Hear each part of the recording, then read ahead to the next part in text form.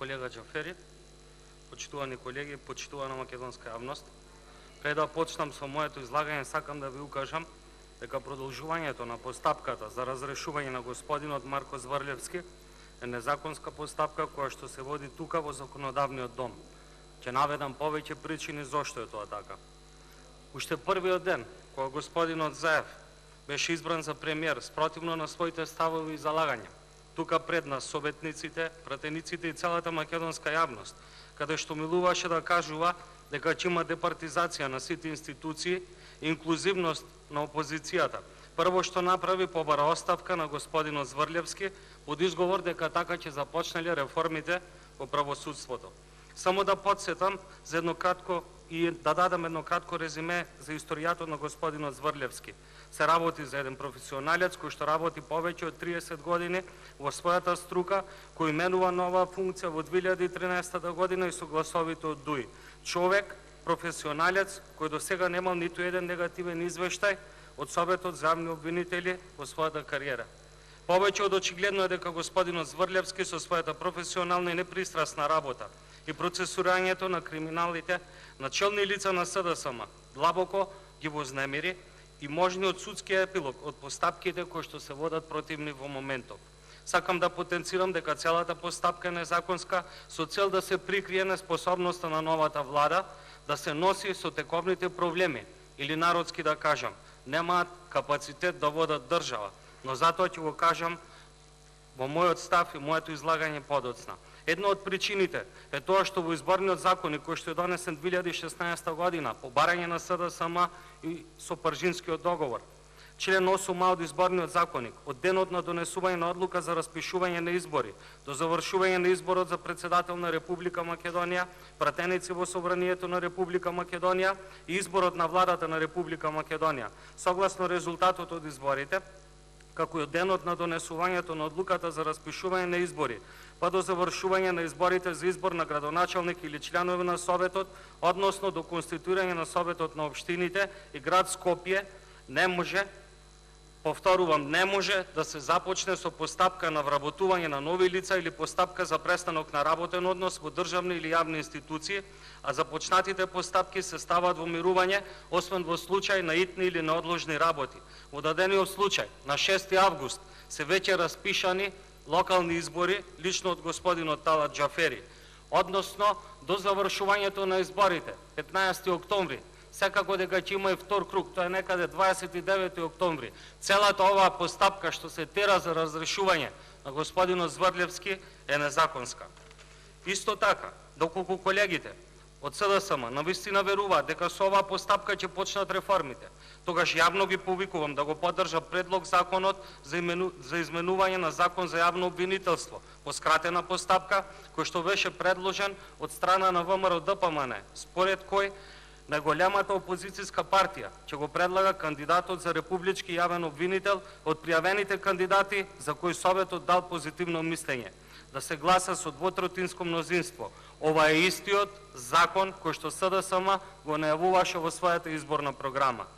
Ајде колеги, доколку навистина имате честни намери, си стоите на зборот, одржете го вашето предизборно ветување. Уште еднаш сакам да потенцирам дека целата постапка, односно иницијативата за разрешување на јавниот обвинител Марко Зврлевски е незаконска и укажува на тоа дека пратениците од СДСМ слепо ја слушаат наредбата на нивниот лидер, а со тоа ги бранат криминалите на нивниот лидер и нивната врхушка. Оваа реформска влада на ДУИ и СДСМ, која што повлече за незаконска работа постапка за разрешување на господинот Зврлевски, за само 70 дена законски успеа да го зголеми државниот долг за над 100 милиони евра по основ на аукција од државни харти од вредност, бидејќи сега ги нема да ставаат бројчаници за да бидат транспарентни и да прават математики. Министерот за задолжување Драган Тевдовски на секој ден ја задолжува државата за над 1,5 милиони евра. Министерот за задолжување Драган Тевдовски секој час ја задолжува Македонија за речиси 6.500 евра. Министерот за задолжување Драган Тевдовски ја задолжува Македонија секоја минута по 1.050 евра. Илустративно, Министерот за задолжување Драган Тевдовски само по основ на задолжување на хартија од вредност го задолжи секој македонски граѓанин до сега за овие 70 дена за над 3100 денари. Ако на ова ги додадеме 126 милиони евра намалени државни резерви и планираните дополнителни 150 милиони евра нови долгови, бројките ќе видите дека се многу поголеми. Затоа, почитувани граѓани на Република Македонија, се избегнува дебатата на важни теми, затоа што реформите на СДСМ немало да почнале без разрешување на Марко Зврлевски. Почитувани граѓани, лекарите специјалисти чекаат плата од 100.000 денари, а колегите лекари од СДСМ не го изгласаа законот со кој што од 2018 година барем за 5% ќе се покачаше платата кај лекарите и кај сите вработени во државната и јавна администрација. Не поминаа ни 70 дена, а веќе заборавивте тоа што го ветивте. Впрочем, тоа е начинот на владењето на СДСМ. Се поставува прашањето дали сите овие средства со кои што се задолжува владата се за вдомување на шарените револуционери и потесните семејства на функционерите на СДСМ.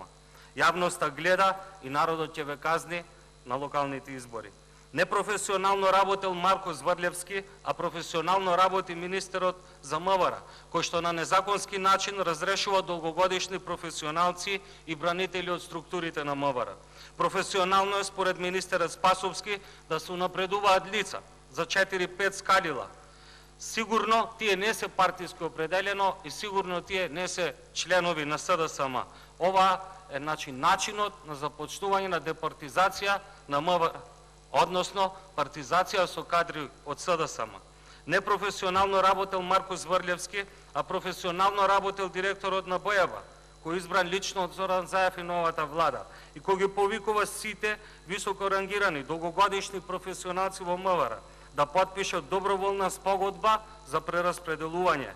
Ете, тоа е еден чист реваншизам и терор врз сите неистомисленици од страна на Заев и СДСМ. Непрофесионално работел Марко Зврлевски, а професионално работи министерот за земјоделие, кој одмара и се сонча по плажите во Шпанија и Италија, додека цела држава гори. Изгоря 500 хектари борова и секаков вид на шума. А од зелените, кои што се дел од вашата коалиција, нема ни збор. А за пред тоа да имаме примери за само едно исечено дрво да се прават фестивали и циркузи по улиците. Тоа е типичниот начин на функционирање на СДСМ.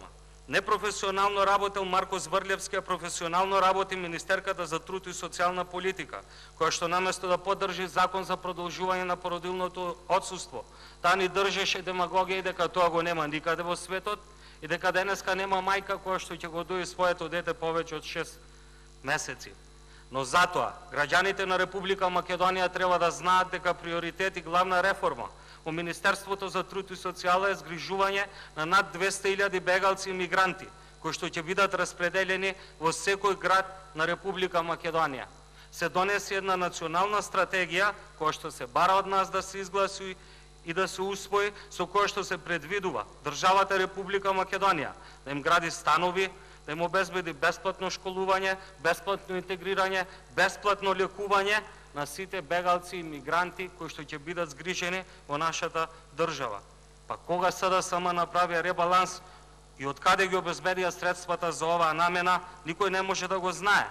А се надевам дека во овие 70 дена ги решија сите социјални случаи во Република Македонија. Им доделија и станови, им дадоа и бесплатно лекување и сите други социјални пакети кои што им следат. Сакам да напоменам, ние во Република Македонија ќе згрижуваме бегалци и мигранти, а се уште имаме внатрешно раселени лица од конфликтот во 2001 година.